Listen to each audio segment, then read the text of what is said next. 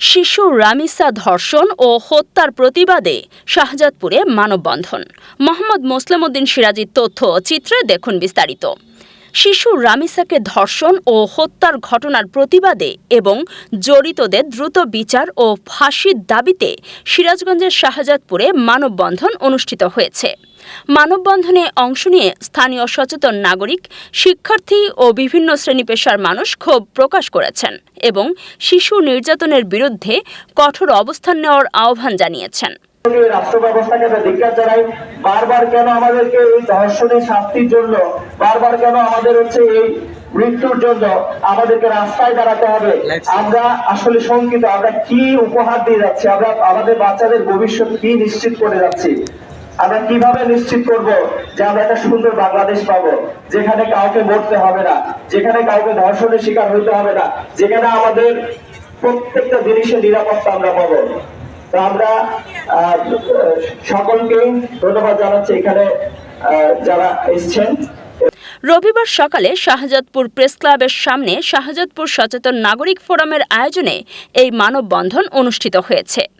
এতে শাহজাদপুরের unique model স্কুলের শিক্ষার্থীরা অংশ নিয়েছিল।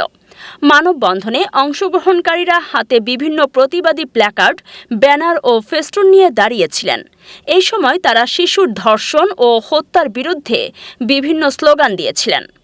মানববন্ধনে বক্তারা বলেছেন, শিশু রামিসার মতো নির্মম ঘটনার পুনরাবৃত্তি সমাজের জন্য অত্যন্ত ভয়াবহ বার্তা বহন করে। বোনের এই ধর্ষণ, হত্যা ইত্যাদি নিয়ে আমরা এইভাবে রাস্তায় দাঁড়াই। শিশুদের নিরাপত্তা নিশ্চিত করতে হলে এই ধরনের অপরাধের দ্রুত বিচার ও সর্বোচ্চ শাস্তি নিশ্চিত করতে হবে। এই সময়ে তারা আরও বলেছেন, দোষীদের দৃষ্টান্তমূলক শাস্তি নিশ্চিত করা না গেলে ভবিষ্যতে অপরাধ প্রবণতা আরও বেড়ে যেতে পারে।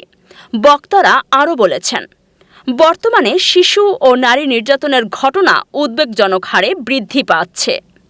ক্লাসরুমে পড়ানোর কথা বিলুপ্ত করা হয়েছে, যেটা দুঃখজনক। এটা কি ইন্ডিকেট করে? এটা ইন্ডিকেট করে যে ব্যবস্থাকে ধিক্কার জানাই। বারবার কেন আমাদেরকে এই ধর্ষণের শাস্তির জন্য, বারবার যেখানে কাউকে ধর্ষণের শিকার হইতে হবে না, যেখানে আমাদের প্রত্যেকটা জিনিসের নিরাপত্তা। ধন্যবাদ জানাচ্ছি ইউনিক মডেল স্কুলের সম্মানিত পরিচালক এবং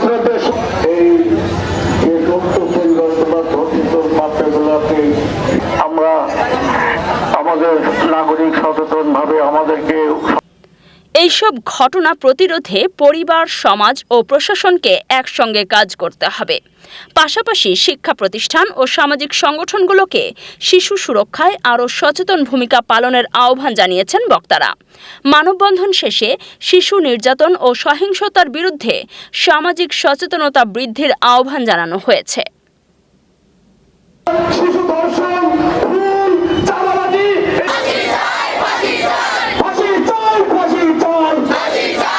আবারও দেখা হবে রাজপথে।